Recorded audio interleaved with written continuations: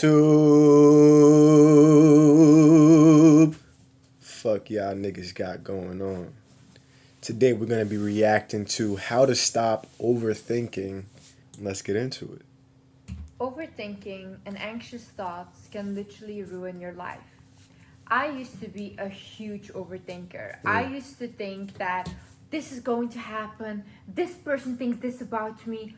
All these thoughts would go through my head, and I would actually manifest those situations even though they were never meant to happen. Or I would manifest a person being angry at me even though that was never the case in the first place. Because in my head, I had already made that situation up when it was never going to happen. Overthinking can even lead to such serious consequences. I learned how to stop overthinking, how to trust life, and I'm gonna show you guys how you can do the same thing in this video. That was a strong introduction. I'm not even gonna lie. She is good. But I have noticed a trend of just people doing think pieces like we do.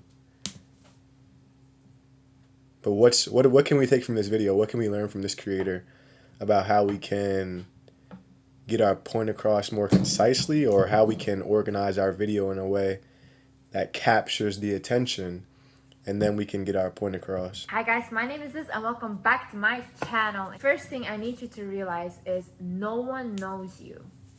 Different versions of you exist in everyone's head. See, someone can look at my videos and think, wow, that girl saved my life. That's actually a great point. Like, who are you really? She's amazing. What defines you? Another person can look at me and think, I hate her. She ruined me. I completely feel so lost because of her.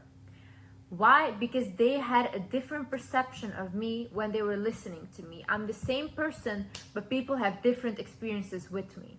It's the same way with other people. Like, for example, imagine your mother, right? If I ask you right now, oh, how is your mother? You will give me an answer, oh, she's like this, whatever, right? But then I ask your sibling, how is your mother? Maybe they had a Yes, everyone has different perceptions of reality, which is what makes us unique in a way. And the point that I'm seeing she's going in is that no one gives a fuck about you and your decisions truly but you. So if you really want to stop overthinking and you want to stop living this life of fear, and you have to stop caring, you have to be fearless, and you have to go attack life with this fearless energy that nothing can stop you, and the only person whose perception of you really matters is yourself. completely different experience with her, and they have a completely different perception of her. But then who is your mother? Who is she? You Only she gets to define, technically, who she truly is and what she is defined by. Like, you can think of the things that make up her or that you perceive of her, but truly you are and she is the only ones that get to define who you actually are. don't know, I don't know, and your sibling doesn't know. Maybe your mother doesn't even know who she is herself. That's why I think it's very foolish to think of like, oh, why did they do that? I would have never expected them to do that. Oh, why didn't that job hire me? I didn't expect that. You didn't know them. You didn't know that person. You had a perception of them in your head. So how can you truly know someone? It's not them. That's your experience with that person. That is not that person. That is not that interviewer, that job interviewer that wanted to hire you. Maybe you thought, oh, I thought they liked me, but they in their head had completely different experience with you. Start to understand that nobody knows you and you don't know anyone. We only have perceptions of other people. So in that way, you won't overthink situations. You can accept that, hey, listen, even though I might have thought I did a great job, that other person didn't have a great experience with me, and that's okay. Another thing is voice your thoughts in the moments. So my sister said this to me recently. She said, Liz, the one thing that Let me voice my thought real quick. So that was very good. I'm not gonna lie, she is elite. I expected, there was another creator that I came across a video last night, and she was doing a similar video talking about basically the same styles of topics, like how to overcome this and how to overcome that. And her video was a little bit different, and it gave me the perception that this creator's video was going to be the exact same. And now that I see that, my perception throughout these different experiences is different. Now I got to rethink how I'm perceiving things and the judgments that I'm putting on people, because she has great points. And she really knows what she's talking about. So let's see what she means when she's saying to voice your opinion in the moment. I admire about you the most is the fact that whenever you say something or whenever you think something in the moment, you voice it, you say it. Like if something hurt me in the moment, I will say it. Oh, I didn't like that. I'm not really like, I don't make a scene about it. I'm also a very chill person. I don't get offended easily. But if I didn't like something, I'll tell you in the moment, I didn't like that. Please don't do that. This is also how resentment gets created. And then you become the kind of person you're always angry at like minor things because you didn't voice your opinion when you were mistreated. You neglected yourself back then. So now all those emotions will come up for the minimum thing, right? The reason why I always voice my thoughts in the moment and what I think is because I cannot afford to let my brain be filled with unnecessary thoughts. I need this to be free, not only for my job, but also just for life and to have a peace of mind. I want to go to bed at night not thinking about these things anymore. If I tell you in the moment I didn't like that and we can resolve it right then and there, I'm happy. I don't go to bed with... Think about how much different your life would be if you voiced your opinions and said what you had to say as soon as it happened, right? You didn't take it home and tell your friends about it. You didn't go on FaceTime and vent about it. You didn't indirectly, do something, or you addressed the problem as soon as it happened. You were able to either resolve it or let them know or make them aware that hurt you or that bothered you or you didn't like that or you did like that, and then you guys can come to a resolution or figure out something from there. So imagine how much free mind space you would have to focus on yourself and focus on aligning your passions with your purpose if you only just address the situations that occurred in that very moment. And as soon as someone, maybe someone touched your hair at work, you could be like, hey, can you please not do that? You feel me? That's a little rude, Or I don't really appreciate you touching my hair. Could you please not do that? But instead, you may just let them play in your hair and oh, it's so soft, it's nappy, like, why it's so, why it's like that, why it has that, why I got that feel, why it's greasy, and then you just sitting there mad as shit instead of saying something. So say something and let them know, and then you can have all that free headspace to move on and enjoy your life and have peace and focus on the things that truly matter to you. Fights, anger, or resentment because I cannot afford that. If you feel triggered by something or offended, just say that to the person that offended you or triggered you, like, hey, this is a trigger for me. Hey, this offended me. There's nothing wrong in voicing your opinion. Another thing you can also do is journal about it before you go to bed, like the situation, journal, write it down, whatever. But make sure that it's out of here onto something else. You can even paint, do whatever, create an art piece, something Use the that 5Ws journal. that makes the emotions and the thoughts in your head move. Another thing you need to realize is, where is that trigger or fear coming from? See, overthinking is Let me get it. I got you. Don't trip. Let me get it. So, I love this one. And I love this one. If you're watching this, you know I love this one. Where is that trigger or fear coming from? Please tell me in the comments. I'm not even going to say it. Go watch the Kobe video and let me know where that fear and where that overthinking is coming from. Let me tell you, because maybe this is your first video watching me. That fear and those feelings and those triggers are coming from somewhere deep inside, right? They're coming from this place called the root. And although those triggers and fears could be somewhere a little bit more external, there's a reason why that trigger or fear is giving you triggering feelings or giving you fear or anxiety or depression or overthinking or nervousness. There's a reason behind that. And that reason, we call that the root. And at the root, we can look and examine exactly why it is triggering us. And then we can determine what we need to do at that root to make sure we can resolve or make sure we can think about these feelings differently, change our mindset, or how we can use our new understanding of ourselves to operate in a different way to get that new desired result of calmness or of relaxation. So at that root, and how you get to that root is continuously asking yourself why. Over and over and over again. Why am I fearful in this situation when I'm outside in New York City? Well, I'm fearful because I've heard stories, right? I've heard stories on the news of bombings of 9/11, right? Some like that's a little bit out there, but follow me here. So I heard stories on the news when I was really young. I heard stories on the news about 9/11 and I watched it. And so I was always afraid that something like that would happen to me and that I would be in the city when something, popped off. And so then you get to that fear and you remember that memory that you had when you were younger and you watched that on the news and then you realize that, oh damn, this is why I feel that feeling. How can I not resolve but change the way I think about this? How can I approach this with love and then change the operation, change where I'm operating from, and then move forward from that fear? That's a wild example. That's kind of out there, but you get it.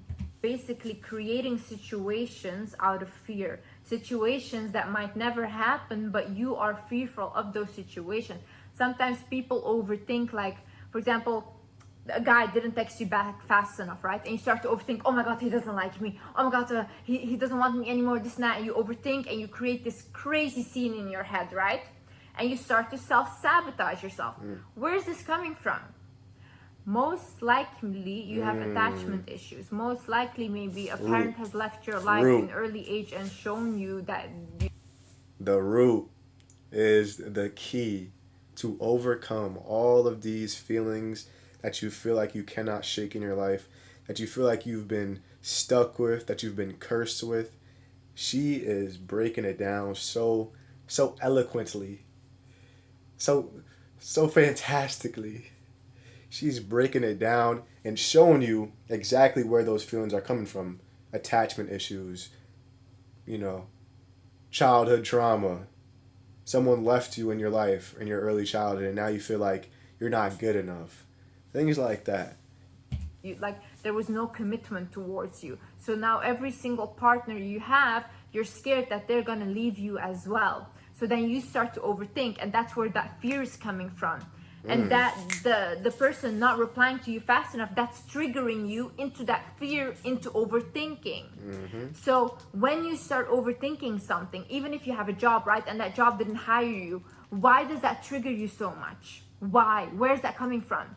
Maybe you feel like, oh, they don't see me. Why? They're not validating me the way I wish they would validate me. This is making me feel less about myself.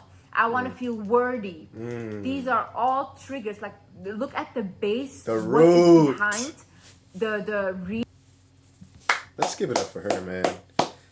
But let's not dive too deep into the logistics of it. Let's focus on how we are gonna move past these feelings and how we're gonna quote unquote resolve and become the people that we need to become to overcome and to reach the levels where we feel worthy no matter what, whether that job hires us or not, whether that person texts us back or not, whether we have $1 million in a Hellcat, in a mansion, in a Rollie, in a Cuban link, whether we have those things or not, we are still rooted in that confidence, in that trust, in that worthiness, and are able to validate ourselves. So how are we going to do that for ourselves? And this is how, right here. We are going to first get to the root, asking ourselves why. Let's think of the job example. Why am I so upset that this job did not hire me? Well, I gave it my all in this interview. I went so hard. I was prepared. I prepared with talking to other peoples and doing practice interviews. I sat down and I went over my resume 20 times in a row. I memorized every single detail. And then, well, why? Why did I do all those things? Well, there was that one time in that other job interview where I failed so miserably and I felt like I was a disappointment. I felt like I was the worst person in the world and I didn't want that to happen again. And then you start to get to the root. You start to see those feelings and where that was coming from and why this has affected you so much. And you say, damn, so because I let myself down, quote unquote, or I think that I let myself down in this first interview where I, quote unquote, failed, now I've developed all these feelings of unworthiness, of doubt, of not trusting myself. And now this is affecting this job interview, which was probably why I didn't get in the first place, because I was operating from that place of lack of trust, of lack of belief. So now what do? This is the actionable steps that we take. So we look at those things and we say, all right, I'm going to change how I view that situation. You know what? I loved failing. I went in there, I gave it my all and I failed. But you know what? I still believe in myself. And I'm not going to let this affect me moving forward. So now, who do you need to become? And who were you in the past? So you were that person who had that lack, you had that experience, you had that trauma behind that first interview where you failed and you had all those feelings of letting yourself down, letting your family down, etc., etc. And now you look at who do you need to become to overcome those feelings and become that person who is confident, who trusts themselves, who has all this belief in their next interview and has all this confidence to go and do it again and fail again. Well, now you have to take those actionable steps, and this is where the what comes in. So we started with why, then we had who, now what? What do you have to do? You have to keep going. You have to keep failing. You have to keep going to interviews and going in there with a smile on your face, even though if you go in there and get the job or not, you know as soon as you leave there, you let it go, you still believe in yourself, you stay confident, and you do not focus on the result. And that's how you do it. But then there's two more W's, right? There's when and where. That is where the magic happens, and that's a trade secret. I can't give y'all the when and where, because that's going to give it away. Nah, you know what? I'm going to give it to you after this point that she makes right here. Reason that you're overthinking everything. Another thing is look at facts instead of feelings. See, when we are overthinking, we are acting out of feelings, right? We're acting out of triggers, we're acting out of fear. But look at the facts. That person probably busy. That's why he's not answering you right now. He's not gonna leave you. That's a fact. That job, they didn't hire you because maybe they just found someone better. You were just not good enough for that position. Does that mean you're not good enough? This is where that self-awareness really, really comes into play. I'm going to leave you guys with this point right here. You have to know who you are, and you have to, like she's saying, operate from these facts where you are being real about the situation. You are not thinking about your own feelings, your own reality, and how that reality is playing out, right? You're only focusing on, and it's hard. This is not an easy thing. This is why it takes time, and this is why it takes effort, and this is why I'm here for you. It's not easy. This process is hard. You have to focus you have to focus on the facts rather than the feelings, because the feelings are not, they're only yours, right? They're not actually the reality of the situation, because there's some issues that is some issues with how we are operating, and some issues at the root, which is why those feelings are not actually valid or not actually true or not actually reality. So back to the job situation where we're focusing on who we had to become because we knew our why. It was that feeling of failure. Then we focused on what we had to do was repetitively go out, no matter the result, and continue to fail and continue to win and continue to build that resilience. And now, when do we do those things? We do those things consistently every single day, because this is the amount of work that it takes to get over those feelings. This is what it takes. You have to do it every single day as much as you can, and you have to continue to put pressure on those goals, because the more pressure and the more focus you put on those things, the more you are able to actually work through them, and the more they are on the front of your mind. Now, don't confuse pressure with chasing. We are not chasing down this goal. We are not running after it and saying, I have to go out here and do this every day. We are doing it from a place of love where we love to do that. We're not chasing it. We are attracting these new opportunities. And then where we want to do this on a schedule basis. We want to look at our schedule and we want to say, okay, from 2 to 3, I can do a practice interview with the virtual reality. From 4 to 5, I can look up on ChatGPT and look up interview questions that I can use for my practice interview. And then at 6, I'm going to sit down with my friend on FaceTime. I'm going to sit down with my mom at the dinner table, and we're going to practice interview questions. And I'm going to practice being direct. I'm going to practice my tone. I'm going to practice how I'm saying it. I'm going to practice my body language. I'm going to practice all these things. And then you continue to improve. And that is what you focus on. You focus on the improvement. You do not focus on the results, and you attract the opportunities by improvement. You go out there and you continue to push yourself out there, and you continue to test yourself, and that is what builds that trust. That is what builds that confidence. That is what gets you operating from a place of love rather than lack. So thank you guys so much for watching. Go ahead and follow her or subscribe to her. Subscribe to this channel for more reactions, more information on purpose, and more viewpoints that you can be exposed to operate from fact, and more framework to do that. So thank you guys again. See you in the next reaction.